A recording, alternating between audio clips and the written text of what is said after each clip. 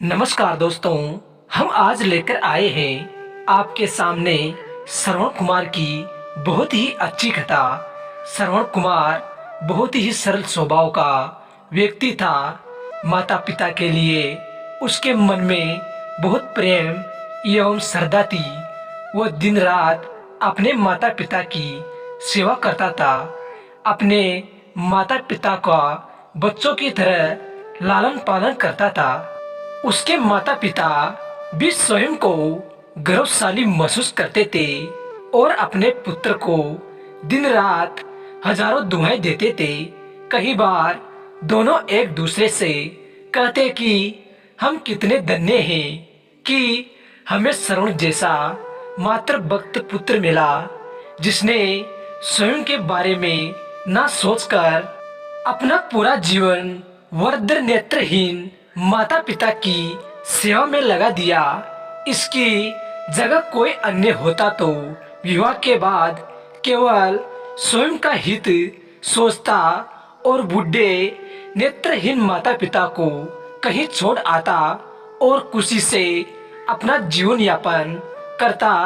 जब ये बात श्रवण ने सुनी तो उसने माता पिता से कहा कि मैं कुछ भी भिन्न नहीं कर रहा हूँ, यह मेरा कर्तव्य है। जब मैं छोटा था तब आपने मुझे इससे भी ज्यादा अच्छा जीवन दिया और अब मुझे यह सौभाग्य प्राप्त हुआ है कि मैं आपकी सेवा करूं। आप दोनों जो भी इच्छा रखते हैं मुझसे कहें, मैं उन्हें अवश्य पूरा करूंगा। तब शांतनु और उसकी पत्नी कहती है, पुत्र श्रवण, हम दोनों की आयु बहुत हो चुकी है। अब जीवन का कोई भरोसा नहीं है। किसी भी समय हमारी आंखें बंद हो सकती है। ऐसे में हमारी एकमात्र इच्छा है, हम तीर्थ यात्रा करना चाहते हैं। क्या तुम हमारी यह इच्छा पूरी कर सकते हो? श्रवण कुमार अपने माता पिता के चरणों को पकड़कर अत्यंत प्रसन्नता के साथ कहता है, हाँ पिताश्री, यह तो मेरे लिए परम सौभाग्य की बात होगी कि मैं आप दोनों की इच्छा पूरी करूं। श्रवण अपने माता पिता को तीर्थ करवाने हेतु एक कावड़ तैयार करता है, जिसमें एक तरफ शांतनु एवं दूसरी तरफ उनकी पत्नी बैठती है और कावड़ के डंडे को अपने कंधे पर लाद कर यात्रा शुरू करता है। उसके हृदय में माता पिता के प्रति इतना स्नेह है कि उसे उस कावड़ का लेस मात्र भी भार नहीं लगता। अपने पुत्र के इस कार्य से माता पिता का मन प्रसन्नता से भर उठता है और वे पूरे रास्ते अपने पुत्र सणों को दुआएं देते चलते हैं। तीर्थ करते समय जब वे तीनों अयोध्या नगरी पहुंचते हैं तब माता पिता श्रवण से कहते हैं कि उन्हें प्यास लगी है। श्रवण कावड़ को जंगल में रखकर हाथ में पत्तों का पात्र बनाकर सरयू नदी से जल लेने जाता है। उसी समय उस वन में अयोध्या के राजा दशरथ अकेले पर निकले थे और उस घने वन में वह हिरण को शिकार बनाने के लिए उसका पीछा कर रहे थे। तभी उन्हें घने जंगल में झाड़ियों के पार सरयू नदी से पानी के हलचल की आवाज आती है। उस हलचल को हिरण के पानी पीने की आवाज समझकर महाराज दशरथ शिकार के उद्देश्य से तीर चला देते हैं और उस तीर से श्रवण कुमार के हृदय को आघात पहुंचता है, जिससे उसके मुंह से पीड़ा भरी आवाज निकलती है, जिसे सुन दशरथ स्तब्ध रह जाते हैं और उन्हें अनहोनी का एहसास होता है और वे भागकर सरयू नदी के तट पर पहुंचते हैं, जहां वे अपने तीर को श्रवण के हृदय में लगा देख भयभीत हो जाते हैं और उन्हें अपनी भूल का एहसास होता है। दशरथ श्रवण कुमार के समीप जाकर उससे क्षमा मांगते हैं।